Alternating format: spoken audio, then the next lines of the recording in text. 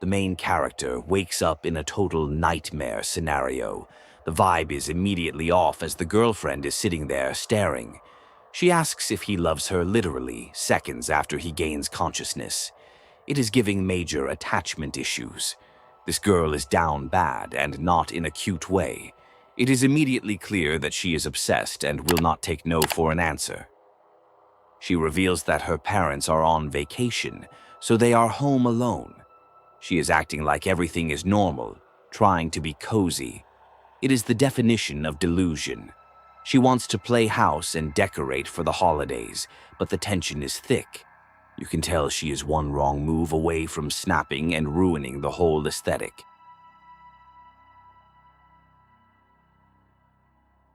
He starts looking around the house for decorations, and she immediately crashes out.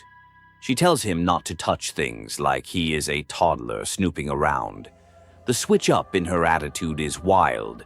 1 second she is sweet, the next she is screaming. It is classic gaslighting behavior and honestly pretty scary to watch.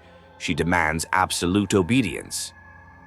Now she is feeding him a carrot like a pet. It is humiliating, but he has to play along to survive the interaction. She claims music calms her down, specifically jazz. It is such a random detail for someone who is keeping a human hostage. She is really trying to force this romance, acting like this is a wholesome date night.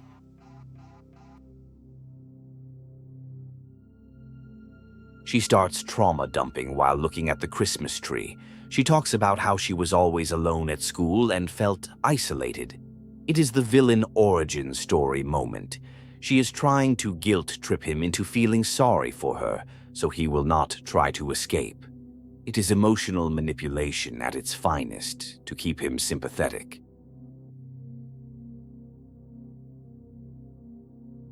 She locks him in his room but calls it keeping him safe.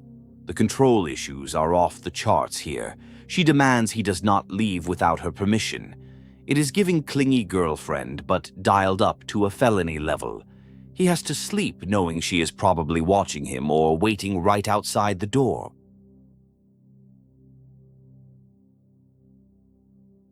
Time for a cooking date because apparently kidnapping makes you hungry. She commands him to make pizza while she supervises. Then a mouse shows up and she completely loses her aura. She needs him to save her from a tiny rodent. It is a weird power dynamic shift where he has to play the hero, but he handles it to gain trust. They are eating the pizza and she is loving it way too much. The way she praises him is unsettling. She says she would kill for this pizza, which is definitely not a figure of speech in this situation. Then she drags him back to the room. She is rewarding him for good behavior like she is training a dog.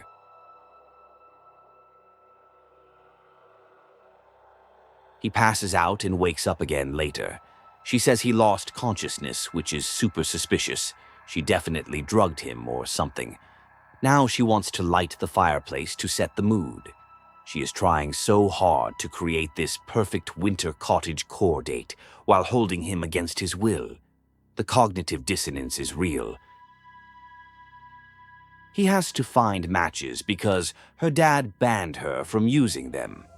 Apparently, she burned down a shed as a kid because she liked the fire. That is a massive red flag that everyone ignored. She frames it like a cute childhood memory, but it just proves she has been destructive and dangerous for a long time. The vibe shifts from romance to pure horror. She starts counting for hide and seek, but she is holding a weapon. She is hunting him down in her own house. If she finds him, she demands to know if he loves her. It is literally love or death at this point. The playful mask is completely off. He gets caught hiding and has to apologize profusely. She keeps saying love is proven by actions. He has to beg for forgiveness just to keep breathing. She is playing mind games, making him feel like he is the one messing up by trying to survive. It is so toxic, and she is forcing him to validate her delusion. The loop keeps happening in the house. She finds him, threatens him, and he has to talk her down again. She claims she is doing this out of love. It is the ultimate toxic relationship logic. She refuses to believe him unless he acts exactly how she wants. Walking on eggshells is an understatement right now. Suddenly, the scenario resets or shifts significantly. She acts like nothing happened and his memory is foggy. She calls him her knight in shining armor. It is like she is rewriting the narrative in real time to make herself the damsel and him the hero. The level of delusion she is operating on is actually impressive. They move to the father's office. She goes on a rant about how books are better than people because they do not lie or deceive you. It is deep, but also shows how socially isolated she is. She wants him to find specific books for her. It is fetch quest time to keep the captor happy and calm. He touches something he should not have, and she screams at him to leave. She kicks him out of the room, saying it is not his place. The mood swings are giving whiplash. 1 minute he is the hero. The next he is an intruder in her sanctuary. There is no winning with her logic. She gaslights him again, saying she would never hurt him. She calls him a dummy in a weirdly affectionate way. She denies doing anything wrong and acts hurt that he would accuse her of being violent. It is a masterclass in manipulation. He has to apologize again just to stabilize the situation and stop her from spiral. He finds the books and she explains their meanings. One is about pain, one about trust. She is projecting her issues onto these stories. She says if he understands the book, he understands people. She is desperately trying to be understood without actually communicating like a normal human being. She wants a mind reader, not a boyfriend. Now she needs a light bulb changed in the dark. She objectifies him a bit, calling him tall and strong.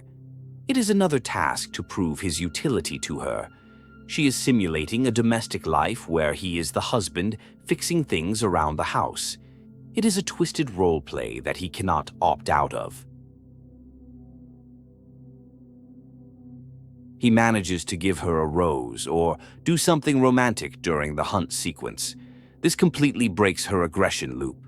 She asks if he loves her again, but this time she believes it because of the gift. It shows her love languages, grand gestures, and total submission. She finally calms down for real. The final test has arrived. She sits him down for a pop quiz about herself. What is her name? What does she like? It is a test where the failing grade is likely fatal. He has to remember all the little details she trauma dumped on him earlier. The pressure is on to prove he was listening. In one possible outcome, he gets the answers wrong. She says she is disappointed and breaks up with him, which in Yandere terms usually means game over permanently. She acts like he just failed a vibe check rather than a life or death situation. The detachment from reality is complete as she discards him. The true ending implies he stays or gets the answers right. She clings to him, begging him not to leave. She confesses her love again. It ends with them trapped together in this toxic cycle. He survived, but at what cost? Hi there. If you want to enjoy more gaming lore without grinding for 60 hours, hit that subscribe button. I do the grinding so you don't have to. Your support really helps the channel.